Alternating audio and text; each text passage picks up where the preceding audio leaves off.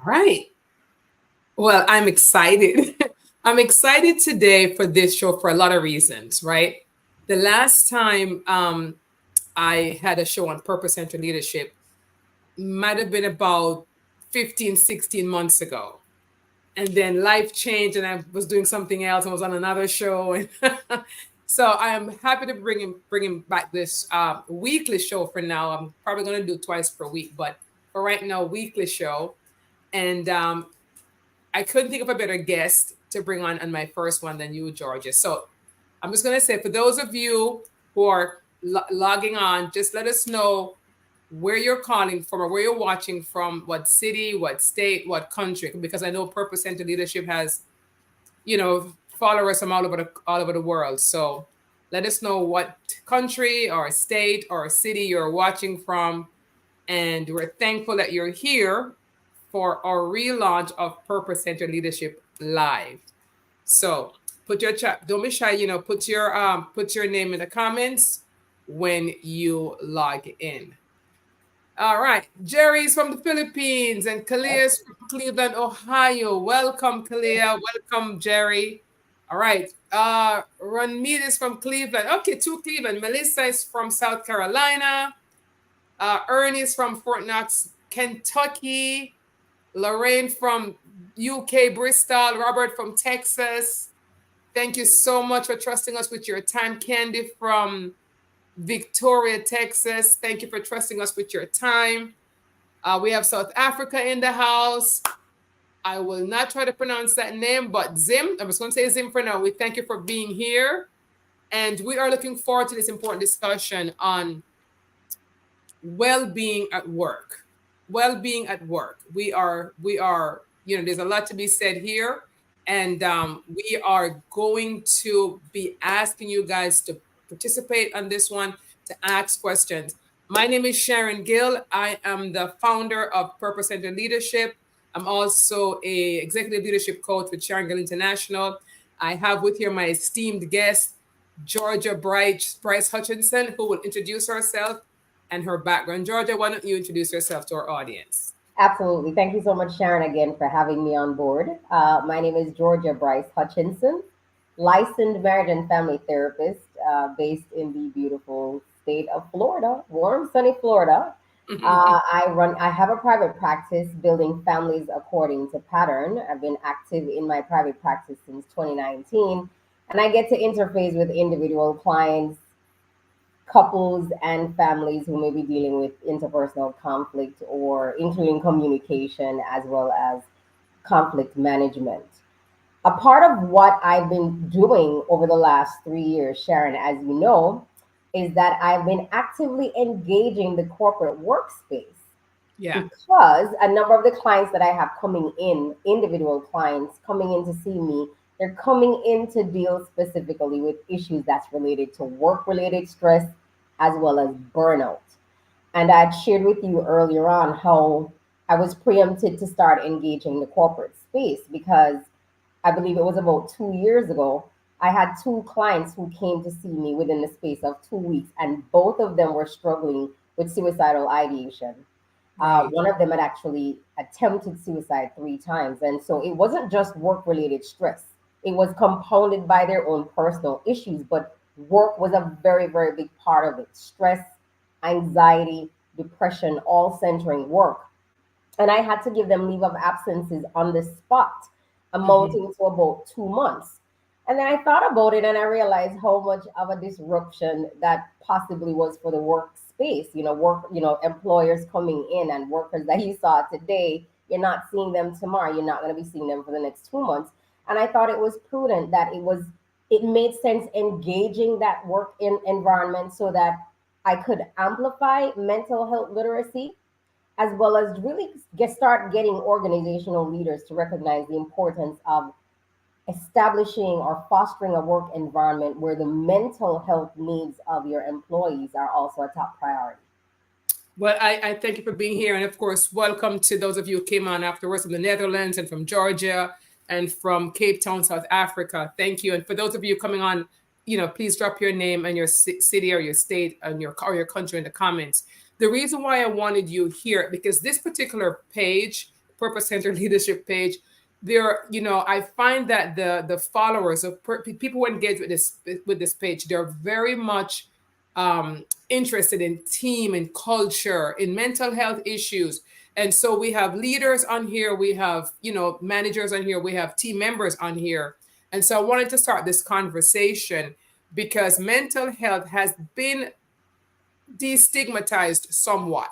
We're not Yeah, all the way there, but people are able to talk about it more. And I would like to absolutely. have more conversation about it, especially in the workplace. And something that you said in your practice, when you had these two employees came in, they had other personal issues, but the work was also compounding those Yes, it issues. was. Yes, Always like to say we bring our whole selves to work.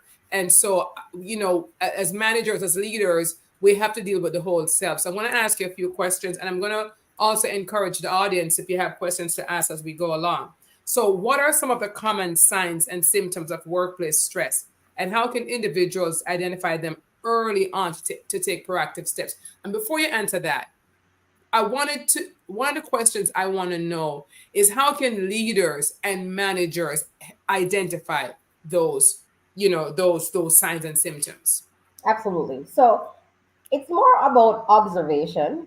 But before we even begin talking about observation, I think one of the most obvious indication that something is wrong is if your workers are telling you that they're experiencing burnout or they're dealing with overwhelming work related stress. So if your workers are reporting to you, they're telling you that I am struggling in this area, then take it for what it is, that it is a credible experience.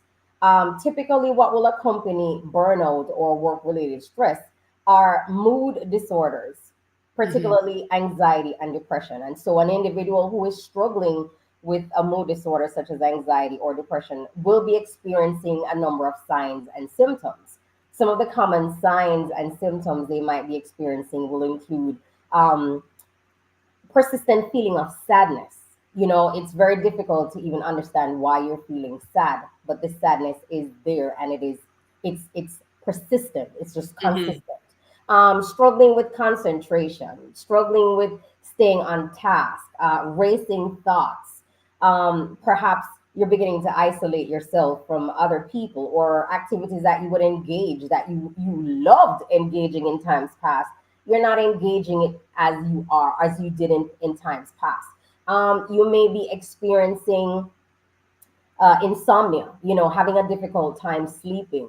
Or if you do go to bed, you find yourself waking up in the middle of the night and it's hard going back to sleep because your mind is beginning to ruminate on perhaps events that happened on the day before.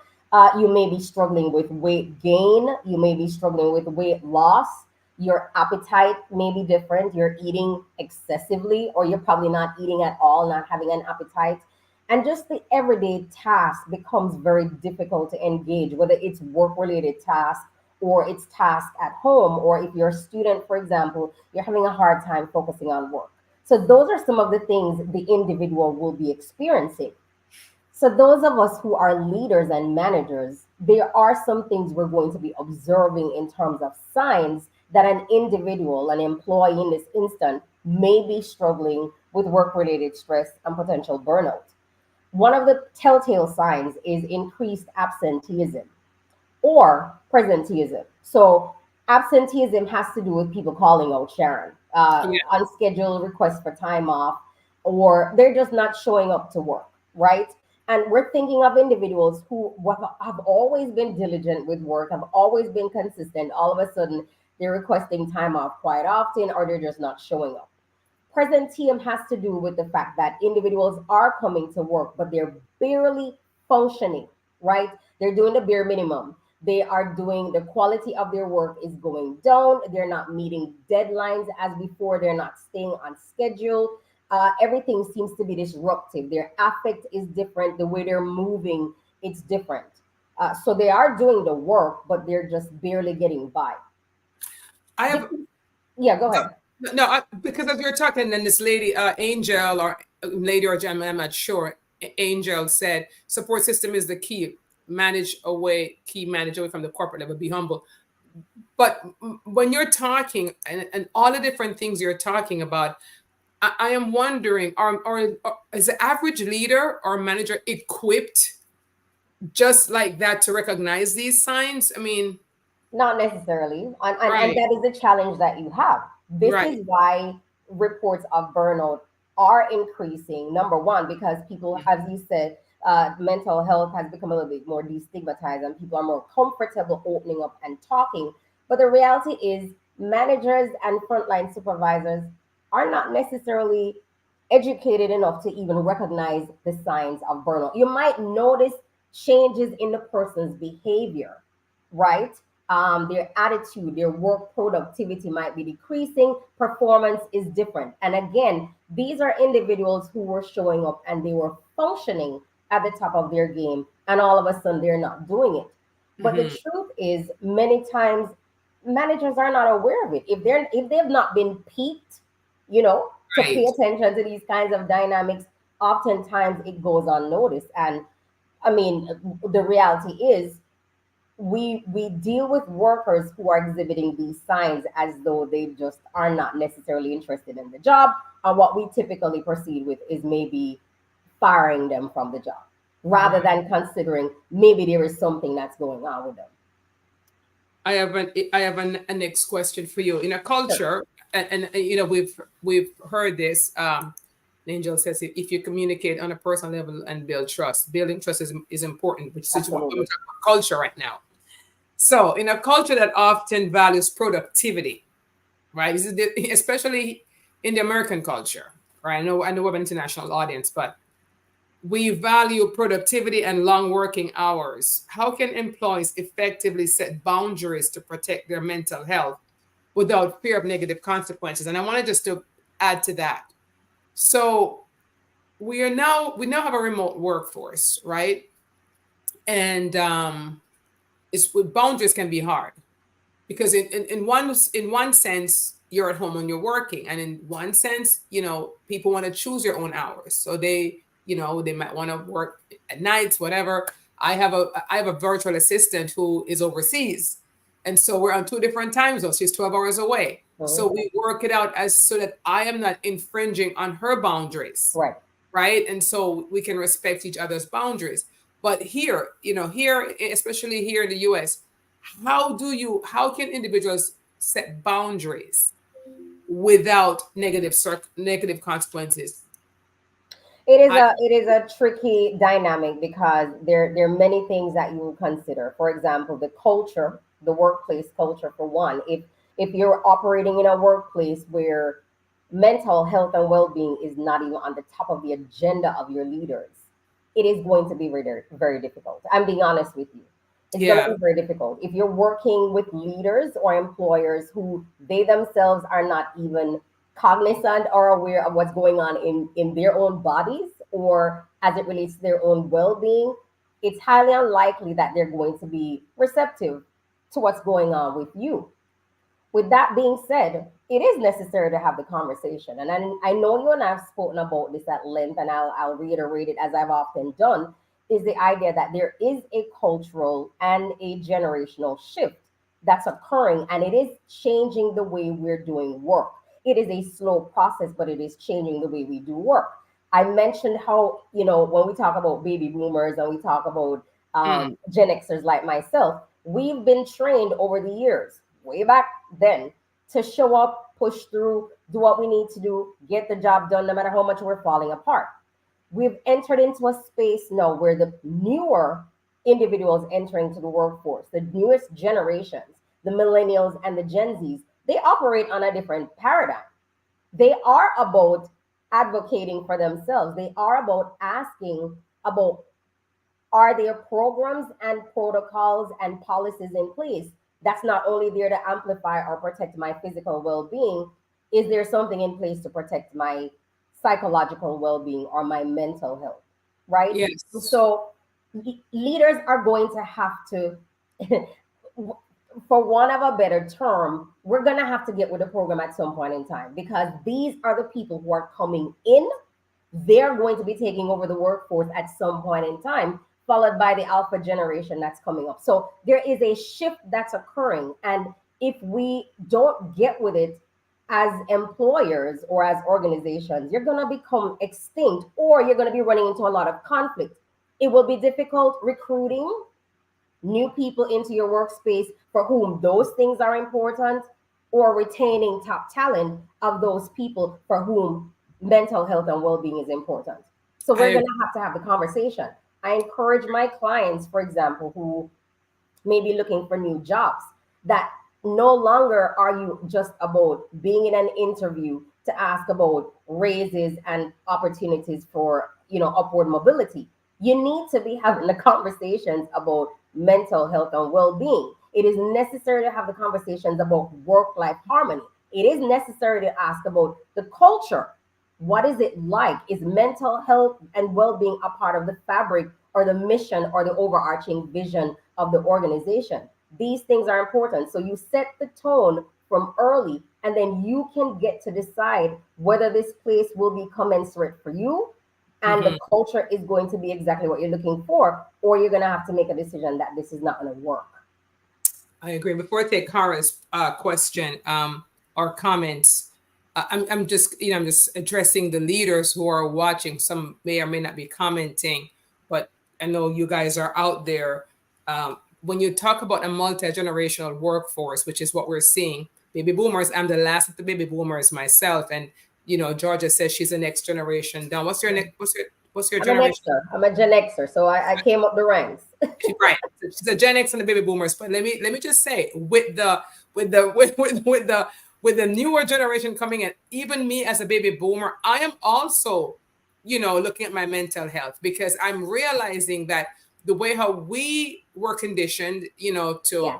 and again, I don't knock it, but we work and we overwork and we Mm-hmm. we Mm-hmm. we work without even getting paid. Come in early in the morning, leave the Early last morning, earliest to come in, the last to leave. Yes. that's what we were told. Mm-hmm. That has had a crushing impact too on mental health. It And has. so as leaders are considering their workforce, right, in a generational workforce, it is so important, George, and I want to talk to you about this, about possibly in your culture establishing these employee assistance program that we talk about. But before we go into that, Kara said, when you consider employee attendance management, policies more frequently seek termination rather than understanding Yes. and accommodation for even people experiencing the most severe mental health conditions. And there's going to be a blowback to this, because Kara, we do agree with your point. Sharita watching on YouTube says exactly 100% in agreement. And again, Lucy's coming from South Africa. So let's talk about, we talk about the culture. And you said a lot there, Georgia, about the multi-generational culture and what the expectations are for boomers. Sheree says conversations in the interview space to inquire about the culture of the organization. Yes. So she was agreeing with you about having that conversation. And so what this does for leaders, managers, employers, this is going to create for you opportunity or problems, Yes. right? Because now we have a more informed workforce coming in. Yes. They are not shy about it. They have demands and expectation. So you as an employer have a choice. You can say no. And I've had conversations on this page from some of the old guards from the baby boomer generation who says no, people are too flaky now. They're like there's some terms that I've seen on this page where they call them like popsicles or flakes or whatever. Here's the truth. Snowflakes. Yes. Snowflakes. Here's the truth. Whether you want to call these people snowflakes or not, they're the ones coming up. So I think it's time for leaders to really stop and look at culture, because we only have to turn the TV on to hear about the mental health crisis. It's people bring their whole selves to work, and it's right there in your workforce. So you as a leader, we want to give you some tools and how you can perhaps start even small with an open door policy, open door conversations, and maybe level up to employee assistance program. But even if you don't have the budget for an EAP, how can you start some conversations? And George, I'd love to have you weigh in on that, because one of the things we have a free download here, which with a highlight from this program and some questions that you can discuss with your team, have a conversation with your team, that perhaps together you as a leader with your team can begin to change your culture, become more empathetic in your culture. So Georgia, what are some tools that we can impart, some some tips and strategies to leaders who are going to be facing this, or maybe already be facing this, and as the previous person said, they fire rather than understand. But Right. we can't fire everyone, right? Exactly. Now, I'll say there's several things I could offer, but I'm Yeah, gonna offer up two things. I think first and fundamentally is listening to your workers. yeah, It is absolutely important that you pay attention to what's going on with your workforce. If your employers are saying to you, this is happening, and if it's not just one individual, it's a number of individuals who are reporting there is immense stress, I am struggling with burnout, then there is something that's credible there. There is nothing wrong with pulling an individual to the side and just having a conversation. I think employees are welcoming of that. In fact, you'd be surprised to know it's almost like you're sick, Miss Sharon, and you decide that you're going to go to the doctor, and somehow therapeutically, just the idea that you're going to the doctor already yeah. begins to do something to you. So if Yes, managers and supervisors are willing to just pull an employee to the side rather than taking extreme measures to, for example, like what the individual pointed out, to fire an individual because they're not producing as they were before, or their quality of work is going down. If especially these are workers who've always been productive, who've always been functioning at the top of their game, obviously something is going on. An empathic leader, a sympathetic leader, is gonna have a conversation. That's the yeah, first thing. The other thing I'd like to propose, and this information is available on Google, it's there. Last year, the U.S. Surgeon General in October of last year put out what's called a framework for workplace mental health and well-being. And there are five facets to it, or five essentials they're referred to, that if you're able to identify how your work is set up or designed and it reflects these areas, then more than likely you're going to be helping to mitigate burnout on the work on in your workforce. The framework itself is what it says. It's a right. framework. It's a starting point to design. And so the five aspects of it, first one includes protection from harm. Mm-hmm. You want to make sure that you're assessing your work environment to ensure that your people are being protected from harm. There is safety, there is security, whether it's from psychological harm, such as bullying or microaggression or sexual harassment, physical harm, such as you give them PPE, gloves, and clothing to protect themselves from working with chemicals, those kinds of dynamic, adequately paying them.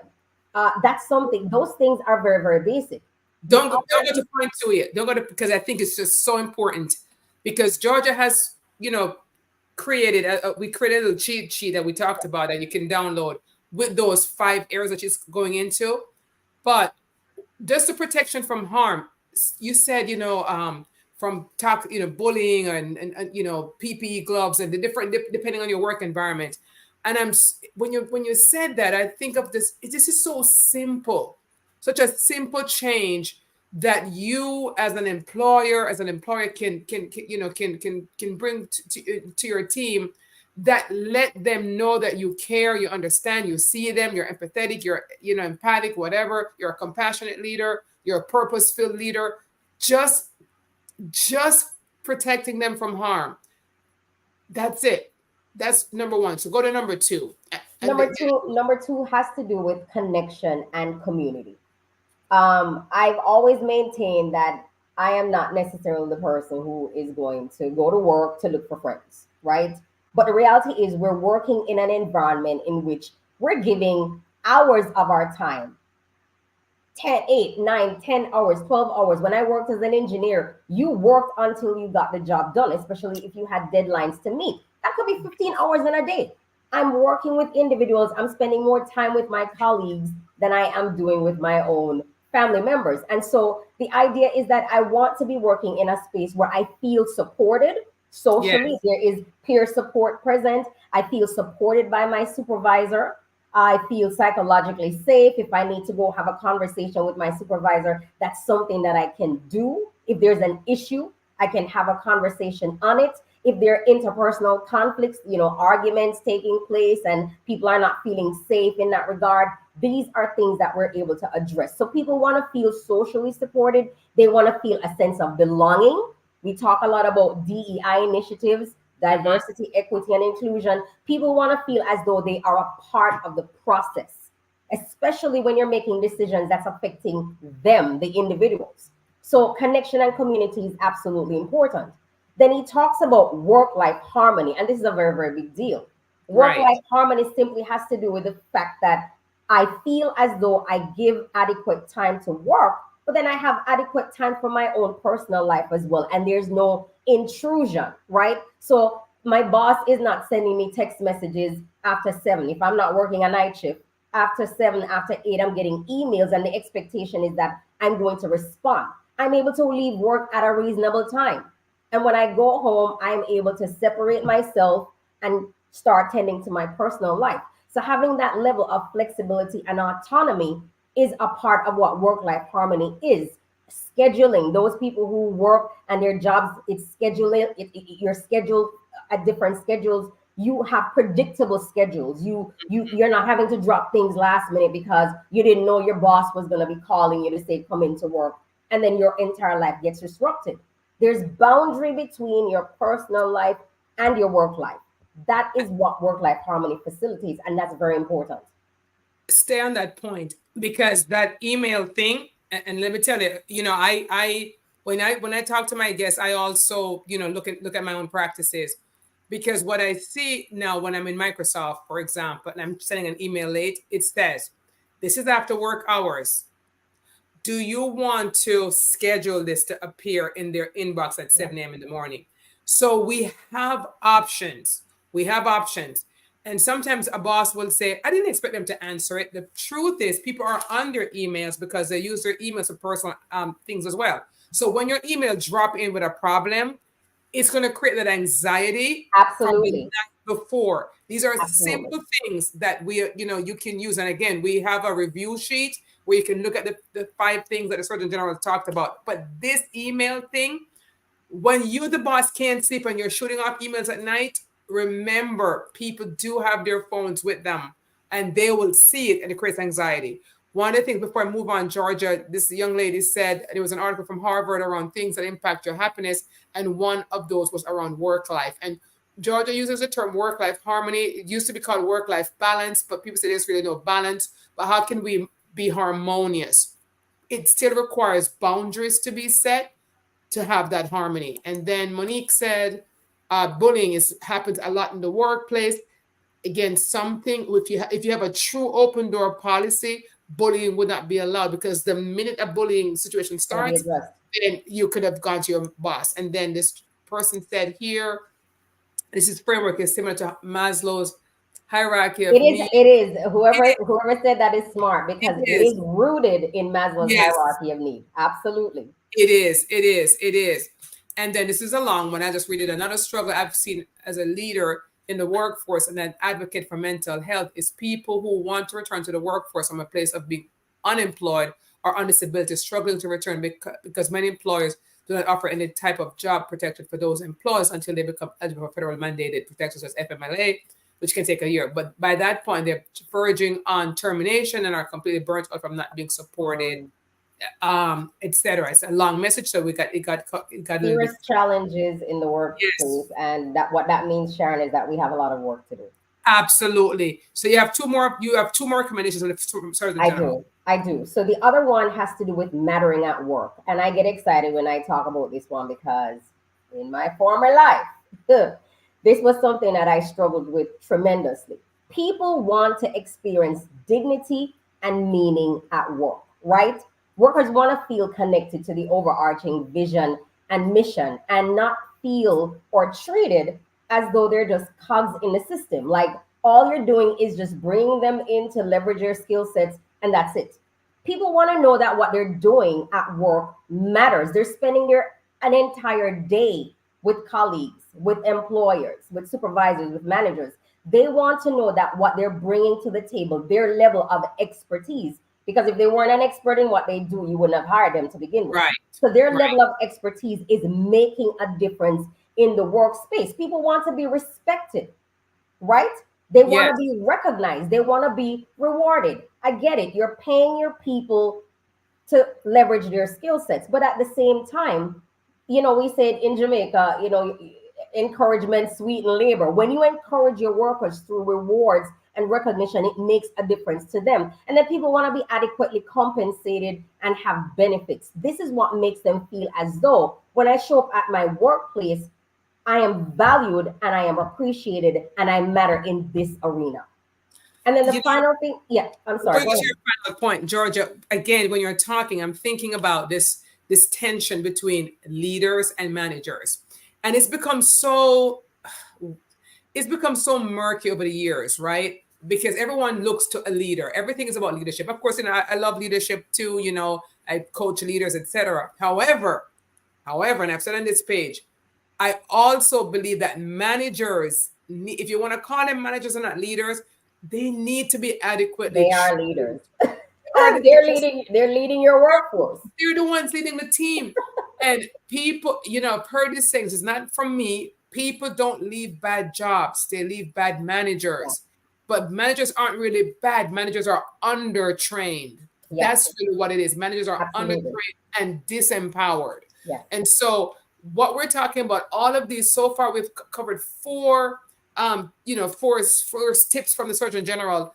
That's in your manager's hands, but ultimately it's in the leader's hands, because it's the leader who needs to see this vision and create this culture and have the manager supported and the team. So go to number 5, Now, Georgia. and I'll just pick up on what you just said a while ago about managers. It is absolutely important that an organization you recognize your managers and your frontline supervisors as leaders, because Yes. they are leading the team. They're your first line before your staff or your workforce gets to you, right? And so there has to be investment in their development. There has to be investment in their training.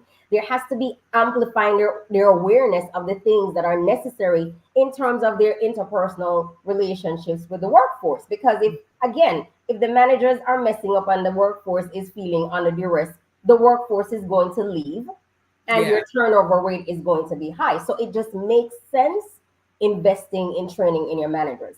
And then the final thing he talks about, the final essential, number 5, is opportunity for growth, right? Yeah. If you think about Maslow's hierarchy of need, as somebody just mentioned a while ago, it's thinking in terms of self actualization. People Hmm. are coming into the workforce and they're probably going to be dedicating a number of years to your organization. They're going to be looking for opportunity for upward mobility. So there Hmm. has to be a clear path for upward mobility or advancement. And you do that through trainings. And it's not just equipping them to be technically competent, because Miss Sharon, we do that a lot. All we do, we focus a lot on the technical skills. Yeah. But some of the things that we also need to be focusing on is interpersonal skills development, because your team will not function. And if your team isn't functioning, if those interpersonal skills are not intact, such as communication, Hmm. conflict management, if that stuff isn't working, you don't have an organization, or Hmm. your productivity is going to be impacted. So you want to be investing in training in your staff. And then people want to feel they want to have relevant and clear and strategic feedback. So when you're giving your workers or your employees feedback about your performance, be strategic about it. Be intentional, not with the intent of breaking people down, but you're presenting information to them that they have a pathway to a year from now. I'm in a different space because there is a pathway that's set. I hear what you're saying to me. I see the areas where I need to improve. There's some goals established, and I know for the next 365 years, 65 days, that's what I'm working towards. Right. Opportunity for mentorship and coaching. And I'll say to you on this matter, as far as the newer generations in the workforce, they value this thing. They value mattering at work. They value opportunity. They want to get paid, but a lot of them are very much concentrated on being coached, on being mentored, and being developed. And they want to know that what we're bringing to the table is also valuable and important to our organization. Well, there you have it, folks. I mean, we've given you some tools. I mean, for sure. And again, in this download, we also, have the five steps in this download and some starter questions for conversations. George, you said a lot. You said a Yeah, lot right here. That I just want to just like flush out a few of the key things, because you mentioned mentorship. You yeah, mentioned having that clear strategy. My last two newsletters, the one before today, was on mentorship, the importance of it. And this one today was on having that clear vision. And as you're talking, I'm thinking an employer might be saying, this, I don't know, this feels so heavy, because unfortunately, I have worked with with leaders with who still doesn't have a clear vision, right? So it's all murky. So, and what you're talking about is so much first personal leadership development, yeah. then team development, Trickles down. Yes. training. And I am hoping that there may be one leader today who will listen to this broadcast and go back to their team, or just do some introspection, and see if up to five things, how get on a scale of 1 to 5, 1 to 10, where does your organization check off? It's a really good question to ask yourself. Where are we as an organization? Because this is a Surgeon General's recommendation. So where are we, and what can we do? And we would love to hear from you. Georgia is a corporate mental health counselor. I'm an executive leadership Consultant consultant. and trainer. I do And go into organizations and do training on amplifying mental health literacy and building teams. I mean, that's what I do. When I meet with my couples and my families, that's exactly what I'm doing. So it's just bringing it into a broader space. there you have it. I work with leaders, CEOs, kind of like their whisperer, help them get ready for all that stuff that they need to do in their organization. And so we're going to, that's Monique. Georgia, is a private message for you. Oh, okay. I What she saying? She said, hi, Georgia, this is Monique. Hi, Monique. Thanks for tuning in. Yes, and I know some of you guys have been downloading because my phone has been going off. But yes, we do have a document for you that you can it's 2 pages only. The guidelines from the who was it again? The Surgeon U.S. General. Surgeon General framework. Yes. And then The there's five four essentials. Yes. five essentials and 4 questions that you can ask yourself, and then also work with your team. Just something for your next team meeting that you might want to consider as you look to create some trainings or some opportunities for growth in your company. Georgia, we want to thank you again for coming on and for educating our people. And for those of you who are on the replay, you can just hit click replay. We will answer questions afterwards. And thank all of you from all over the country, all over the world, who was logged in, both on, I see folks on YouTube and I see folks on LinkedIn. Thank you guys for watching, and we will be back next Monday with another interesting topic. So until then, take care, and thanks again for your support.